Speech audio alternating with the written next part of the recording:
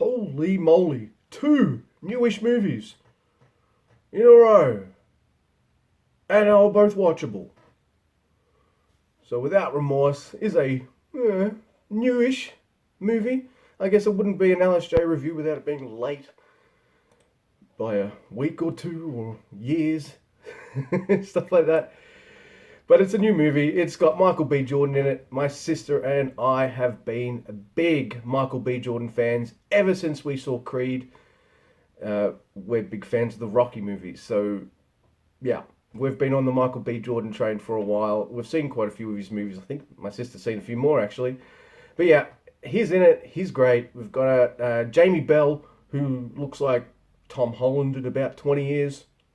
He does. Just look. You won't unsee that.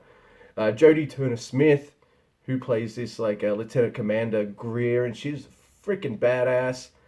It's and then you've got Guy Pearce, and I know how I said that just then makes it look like I'm ragging on the guy, but I'm not. Guy Pearce is good, fellow Aussie. And before I get into any of that, look, this movie doesn't reinvent the wheel in a lot of ways. You've seen this plot. Army dude does a mission. He comes home and his wife dies. He survives. It's revenge time. Now, there's a little bit more political intrigue and maneuvering, I guess, than your standard kind of, action, revengey kind of plot. This movie almost feels a bit 24-ish, at least to me. I haven't read any Tom Clancy books. They're too fucking long. I don't read 1,000-page books. Unless Pennywise is in it or something like that. So, I don't know if this is what a lot of, for all I know, 24 is very Tom Clancy based, something like that. But that's the plot of the movie. What I will say, let's get all the good stuff done off the bat. I really like some of the characters in this, especially Greer, that's Turner, and also John Kelly, played by Michael B. Jordan. He's fantastic in this, and very believable too. I really liked his role and him in it. Now, the action scenes are pretty visceral. They're pretty disturbing and in your face. It starts off like a typical kind of military shooty thing, and then you see some guy get run over, and you're just like, oh, okay. Then you see some guy just driving, and then a van stops in front of him, doors open, and it's just it can be quite confronting, some of it. Not in a bad way. It all builds like this kind of suspense, like you're on edge because you don't know who's going to die and when it's going to happen and all that kind of stuff. Now that's all the action and character stuff. I'm going to get a little spoilery here because I need to talk about the story. Everything in this movie's done really well. I don't know, well, maybe a Tom Clancy fan would be like, this is a shitty adaptation. I don't know. But I think everything in this movie is done really well. There's just one problem with it that I have. And it's the story! Man, why do you go hire Guy Pearce for? In such a role. I see him in this role. I said to my sister straight away, bad guy. In fact, Michael B. Jordan's going to kill him later.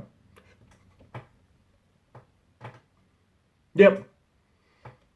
Hollywood has trained me to see Guy Pearce and be like, evil prick, he's going to do bad stuff. They do that all the time, I know, but it just kind of annoys me. That, and the story's kind of cliched. Like, as soon as I saw John Kelly's pregnant wife, well, he's not going to be a dad. And that happens at the start, so it's not as if that's something that is kind of long-term or anything like that. But yeah, it's weird. I'm going to give this a pretty decent score because I loved the action and the characters and not necessarily this story. The story was pretty cliched and always knew where it was going. Now, there's one character, though, that kind of surprised me, and I'm glad he did. And once again, readers of the books are probably like, no, man, he's always been a good guy or whatever. But it's Jamie Bell's Ritter. He comes across as this kind of smarmy CIA douchebag. But turns out he's pretty solid. So I was wrong about that, but I was right about a lot. A little too much. Having said that, though, I loved the action and how it was done and how it was presented. And I really liked just kind of how grounded and real the fighting does. No one takes a bullet and kind of gets up.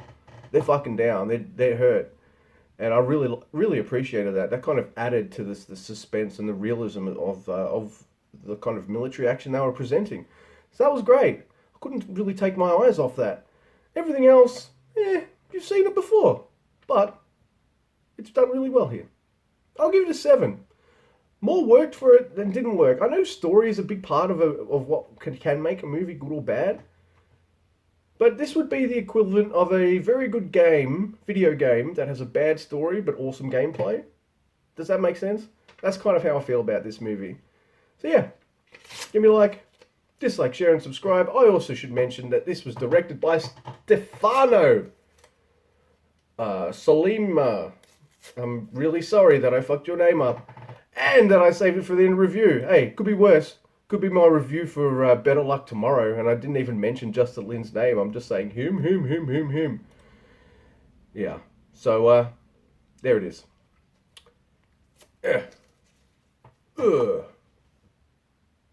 Oh yeah, like, dislike, share, and subscribe. And watch it. It's a solid good time. Yeah.